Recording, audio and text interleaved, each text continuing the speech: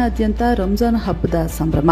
Muslim ಬಾಂಧವರ ಪವಿತ್ರ ಹಬ್ಬ ರಂಜಾನ್ ಹಿನ್ನೆಲೆ ಸಾಮೂಹಿಕ ಪ್ರಾರ್ಥನೆ ಸಲ್ಲಿಸಲಾಯಿತು. ನಾಡಿನೆಲ್ಲೆಡೆ ರಂಜಾನ್ ಹಬ್ಬವನ್ನು ಆಚರಣೆ ಮಾಡಲಾಗ್ತಾ ಇದ್ದು, ನಗರದ ಕೆಂಗೇರಿ ಬಳಿಯ ಮಸೀದಿಯಲ್ಲಿ ಹಬ್ಬ ಆಚರಣೆ ಮಾಡಿ ಪರಸ್ಪರ ಶುಭಾಶಯ ತಿಳಿಸಲಾಯಿತು.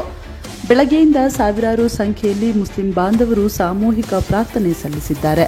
ಬಿಸಿಲನ್ನೂ ಸಹ ಲೆಕ್ಕಿಸದೆ ಸಾವಿರಾರು ಸಂಖ್ಯೆಯಲ್ಲಿ ಆಗಮಿಸಿದ್ದು, ಮುಸ್ಲಿಂ ಬಾಂಧವರು ಮೈದಾನದಲ್ಲಿ ಕೂತು ಸಾಮೂಹಿಕ ಪ್ರಾರ್ಥನೆ ಸಲ್ಲಿಸಿದ್ದು, ಸರ್ವರಿಗೂ ಒಳಿತಾಗಲಿ ಎಂದು ಬೇಡಿಕೊಂಡಿದ್ದಾರೆ. ಅಷ್ಟೇ ಅಲ್ಲದೆ ಧರ್ಮಗುರುಗಳು ಪ್ರಾರ್ಥನೆಯಲ್ಲಿ ಪಾಲ್ಗೊಂಡಿದ್ದು, ಪುಟಾಣಿ ಮಕ್ಕಳು ಹಿರಿಯರು ಕೂಡ ಭಾಗಿಯಾಗಿದ್ರು. ರಂಜಾನ್ ಹಬ್ಬ ಇರೋದ್ರಿಂದ ಶಾಸಕ ಎಸ್.ಟಿ. ಸೋಮಶೇಖರ್ ಕೂಡ ರಂಜಾನ್ ಹಬ್ಬದಲ್ಲಿ ಭಾಗಿಯಾಗಿದ್ದು ಮಾತನಾಡಿದ್ದಾರೆ. ನಿನ್ನೆ ಯುಗಾದಿ ಸಂಭ್ರಮ, ಎಲ್ಲರೂ ಕೂಡ ಹಬ್ಬವನ್ನ ಅರ್ಥಪೂರ್ಣವಾಗಿ ಆಚರಣೆ ಮಾಡಿದ್ದಾರೆ. ಇವತ್ತು ಕೂಡ ರಂಜಾನ್ ಹಬ್ಬವನ್ನ ಆಚರಣೆ ಮಾಡಲಾಗ್ತಾ ಇದ್ದು, ಎಲ್ಲೆಡೆ ಸಂತಸ ಮನೆ ಮಾಡಿದೆ. ಈ ಮೂಲಕ ಕ್ಷೇತ್ರದ ಜನರಿಗೆ ಹಾಗೂ ಸಾರ್ವಜನಿಕರಿಗೆ ಶುಭಾಶಯ ತಿಳಿಸಿದರು. ರಂಜಾನ್ ಹಬ್ಬದ ಶುಭಾಶಯಗಳು.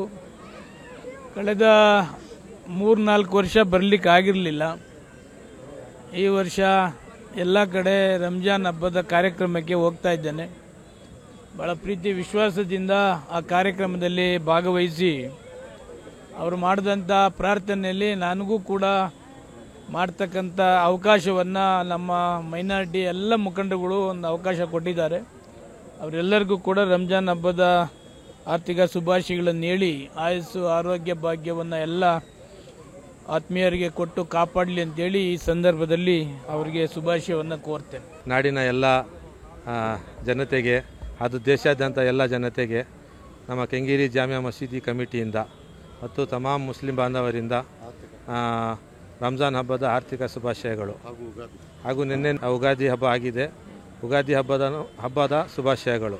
ರಂಜಾನ್ ಹಬ್ಬ ನಾವು ಏಕೆ ಆಚರಿಸ್ತೀವಿ ಅಂದರೆ, ಮೊದಲನೇದಾಗಿ ಇದು ಅಲ್ಲಾಹನ ಆಜ್ಞೆ. ಕುರಾನ್ನಲ್ಲಿ ಅಲ್ಲಾಹ್ ತಾಲಾ ಒಂದು ತಿಂಗಳು ಉಪವಾಸ ಮಡಗಿ ಅಂತ ಹೇಳಿದ್ದಾರೆ. ಇದು ನಮ್ಮ ಮೇಲೆ ಫರಜ್ ಇದೆ. 5 ಫರಜ್ ಇದೆ. ಫರಜ್ ಅಂದರೆ ಮೇನ್, ಅದರಲ್ಲಿ ರಂಜಾನ್ ಒಂದು ಕಲ್ಮೆ ತಯ್ಯಿಬಾ, 2ನೇದು ನಮಾಜ್, 3ನೇದು ರಮಜಾನ್, 4ನೇದು ಜಕಾತ್ ಅಂತ ಹೇಳ್ತೀವಿ. ಜಕಾತ್ ಅಂದರೆ ದಾನ ಮಾಡೋದು. ನಮ್ಮ ಶ್ರೀಮಂತಿಗೆ ಯಾರ್ಯಾರಿಗೆ ಅಲ್ಲಾಹ್ ತಾಲಾ ಕೊಟ್ಟಿದ್ದಾನೆ ಅವರು ಜಕಾತ್ ತೆಗಿಬೇಕು.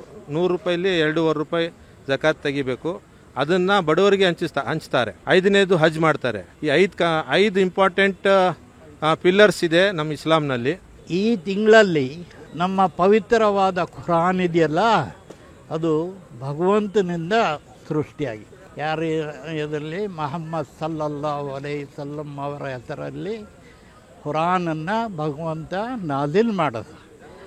ಅದರ ಪ್ರಕಾರ ಈ ತಿಂಗಳನ್ನು ನಾವು ಮುಸಲ್ಮಾನರು ಪ್ರತಿ ಮುಸಲ್ಮಾನ ಅವನು ಯಾವುದರ ಇದರಲ್ಲಿರಲಿ, ಯಾಕಂದರೆ ನಮ್ಮಲ್ಲಿ 73 ಥರ ಜನ ಇದ್ದಾರೆ. ಸುನ್ನಿ ಮಜಹಬಲ್ಲಿ 73 ಥರ ಜನ ಇದ್ದಾರೆ. ಎಲ್ಲರೂ ಈ ತಿಂಗಳನ್ನು ಆಚರಿಸ್ತಾರೆ. ಇದರ ಮಹತ್ವ, ನಾವು 11 ತಿಂಗಳು ಮಾಡಿರುವ ಪಾಪಗಳು, ಸುಳ್ಳು, ಇನ್ನೇನು ನಾವು ಕೆಟ್ಟ ಕರ್ತವ್ಯಗಳನ್ನೆಲ್ಲ ಮಾಡಿದ್ದೀವಲ್ಲ, ಅದರ ವಿಮೋಚನೆಗಾಗಿ ನಾವು ಈ ತಿಂಗಳಲ್ಲಿ ಉಪವಾಸ, ಪ್ರಾರ್ಥನೆಗಳು, ತರಾವಿಗಳು, ಖುರಾನ್ ಓದೋದು ಇದು ಮಾಡೋದರಿಂದ ಪ್ರತಿ ಮುಸಲ್ಮಾನನಿಗೂ ಪಶ್ಚಾತ್ತಾಪವೂ ಆಗತ್ತೆ.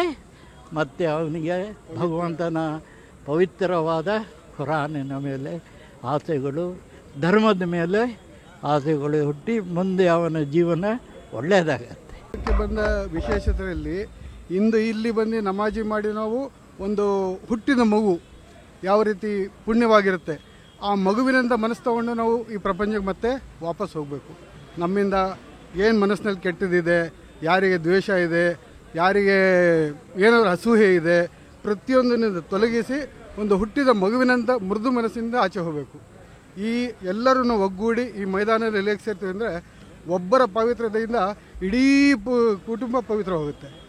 ಒಬ್ಬರ ನಮಾಜಿ ಪವಿತ್ರ ಮನಸ್ಸಿಂದ ಎಲ್ಲರೂ ಪಾಪವನ್ನು ಪರಿಹಾರ ಸಿಗುತ್ತೆ. ಇವತ್ತು ದೇವರು 40ರಲ್ಲಿ ಒಬ್ಬರಿಗೆ ಮನುಷ್ಯನಂತೆ.